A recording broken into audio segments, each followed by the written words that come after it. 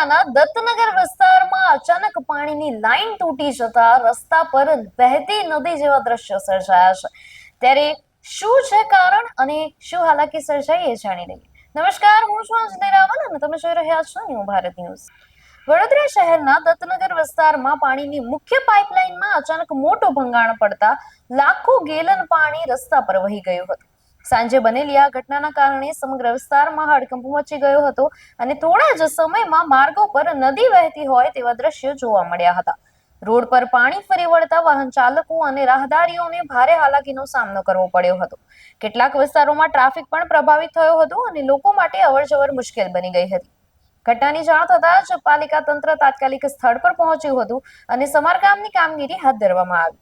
હાલ પરિસ્થિતિ કાબુમાં લાવવા પ્રયત્નો ચાલી રહ્યા છે અને નુકસાનના આંકડા અંગે વધુ માહિતી સામે આવી રહી છે। આ ઘટનાને લઈને આપનું શું માનવું છે અમને કોમેન્ટ સેક્શનમાં જરૂરથી જણાવશો અને જોતા રહેશો ન્યૂ ભારત ન્યૂઝ। નમસ્કાર।